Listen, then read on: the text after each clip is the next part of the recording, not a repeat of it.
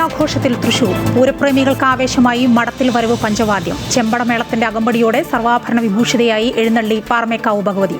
ഇലഞ്ഞിത്തറ മേളം 2:30 വൈകിട്ട് കുടമാറ്റം 15 മിനിറ്റ് മാത്രം. വെടിക്കെട്ടില്ല.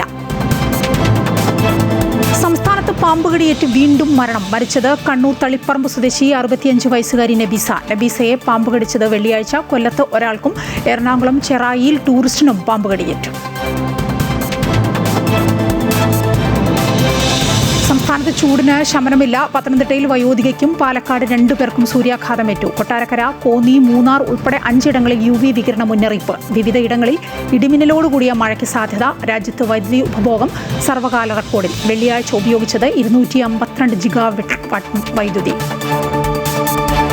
അഞ്ചരക്കണ്ടി ദന്തൽ കോളേജ് വിദ്യാർത്ഥി നിതിൻ രാജിന്റെ മരണത്തിൽ ഹൈക്കോടതിയെ സമീപിക്കാനൊരുങ്ങി ഡോക്ടർ MK റാം. നീക്കം തലശ്ശേരി ജില്ലാ കോടതി മുൻകൂർ ജാമ്യം നിഷേധിച്ചതിന് പിന്നാലെ.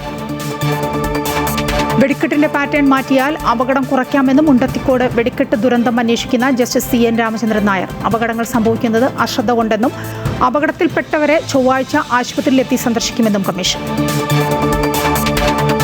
ഡൽഹി ഇന്ദിരാഗാന്ധി വിമാനത്താവളത്തെ സ്വിസ് എയർ വിമാനത്തിന്റെ എഞ്ചിന് തീപിടിച്ചു. അപകടം ടേക്ക് ഓഫിനിടെ 232 യാത്രക്കാരെ ഒഴിപ്പിച്ചു. എമർജൻസി എക്സിറ്റിനിടെ 6 യാത്രക്കാർക്ക് പരിക്ക്.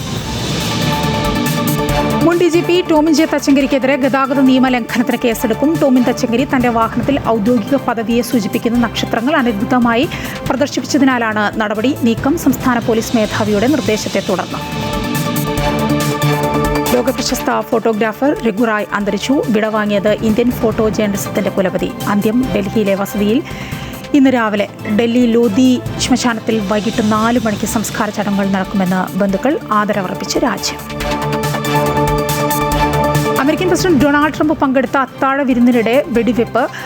സുരക്ഷാ ഉദ്യോഗസ്ഥർ വെടിവെച്ച ആളെ കസ്റ്റഡിയിലെടുത്തു. ആർക്കും പരിക്കില്ല. വെടിവെപ്പിനെ അപലപിച്ച് പ്രധാനമന്ത്രി നരേന്ദ്രമോദി. ട്രംപ് സുരക്ഷിതനാണെന്ന് അറിഞ്ഞപ്പോൾ തനിക്ക് ആശ്വാസം തോന്നിയെന്ന് മോദി. ഇസ്ലാമാബാദ് സമാധാന ചർച്ച മുടങ്ങിയതിൽ പ്രതികരണവുമായി ഇറാൻ. ഭീഷണിയോ സമ്മർദ്ദമോ കാരണമോ ചർച്ചയ്ക്ക് വഴങ്ങില്ലെന്ന് ഇറാൻ പ്രസിഡന്റ്. ഒത്തുതീർപ്പിന് ഇറാൻ തയ്യാറാകത്തുകൊണ്ടാണ് ചർച്ച വേണ്ടെന്ന് വെച്ചതെന്ന് ട്രംപ്. അമേരിക്കയെയും ഇസ്രായേലിനെയും രൂക്ഷമായി വിമർശിച്ച് ജർമ്മൻ ചാൻസലർ. IPL ഇന്ന് 2 മത്സരങ്ങൾ. ആദ്യ മത്സരത്തിൽ ചെന്നൈ സൂപ്പർ കിങ്സ് ഗുജറാത്ത് ടൈറ്റൻസിനെ നേരിടും. 2ാം മത്സരം ലക്നൗ സൂപ്പർ ജയൻസും കൊൽക്കത്ത നൈറ്റ് റൈഡേഴ്സും തമ്മിൽ. ഫാസ്റ്റ് ന്യൂസ് പൂർണ്ണമാക്കേണ്ട. നമസ്കാരം.